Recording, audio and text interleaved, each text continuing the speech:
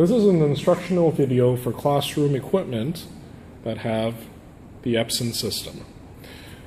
In order to operate this system, we recommend that you turn on the system first by pressing the power button.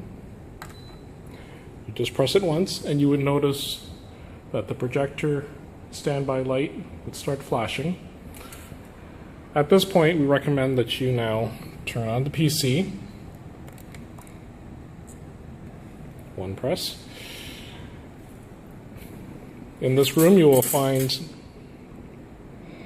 a wireless keyboard. It is, however, secured for theft deterrent purposes. You would also find a document camera. In order to turn this on, you'd press the power button.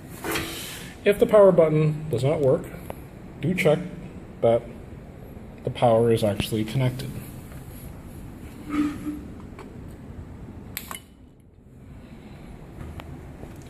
Again, you can try pressing the power button, and the device will come on. At this point, you would notice that the PC is now on, and it is now displaying whatever the PC has coming out as a signal. You can now use the keyboard and log into your FAS account. You're using your Passport York username and password. If you do not want to use the PC and you do want to use this document camera, what you would do is go to the Epson system and press Source Search. You press it once and you would notice that it would search through until it comes to the next signal. That next signal is actually the document camera. So whatever document you have, whatever you're writing, will actually be displayed on the big screen up there. All right? If you want to use the whiteboard functionality, what you would do is press Whiteboard, and the whiteboard screen comes up. What you can do is choose a color with your finger,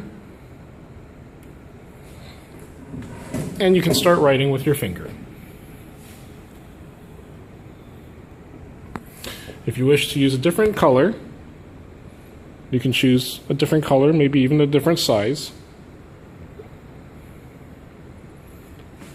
You can also erase by pressing the eraser. You can use a small eraser. You can use a larger eraser.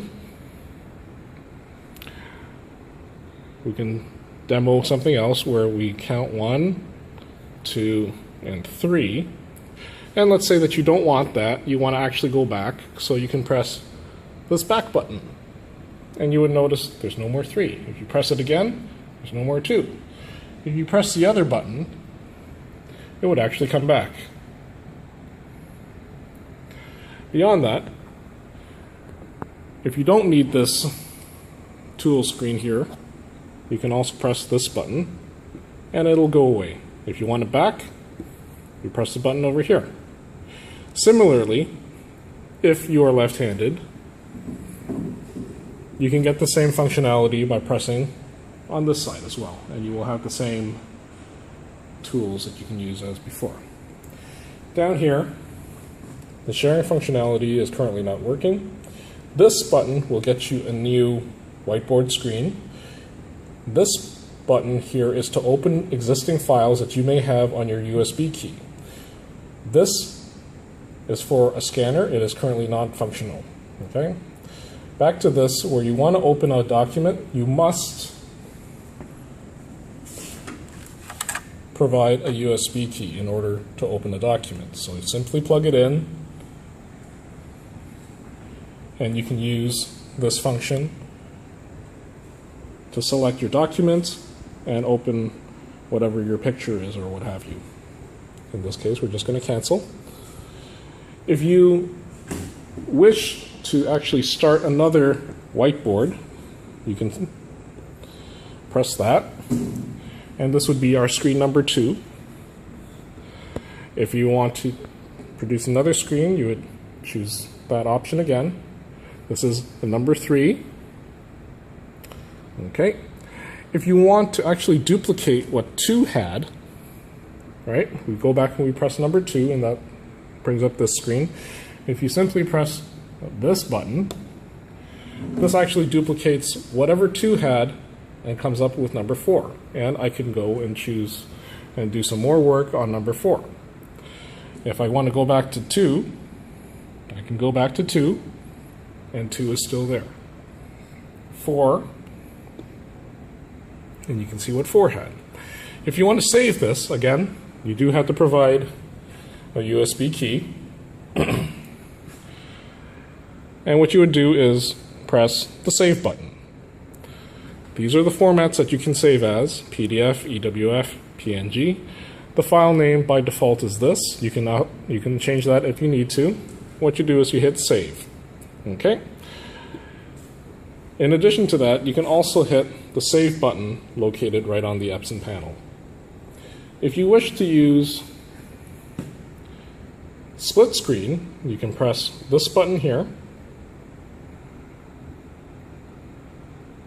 Let's try that again. Press that button, and it will now split your screen. What you may want to do is you can open this panel again, and what this button here does is control your source. So one side is number 1, the other side is number 2. So on that side, we see that this is the whiteboard. However, on the other side, let's bring that back. This side, we want to make it the PC. So we choose computer. And finally, you hit switch source, and that should bring up your PC on this side. Let's try that one more time. Sorry, the computer is currently not PC. We should actually give this one a try. And this one will bring up your PC. Okay? If you want to try that again,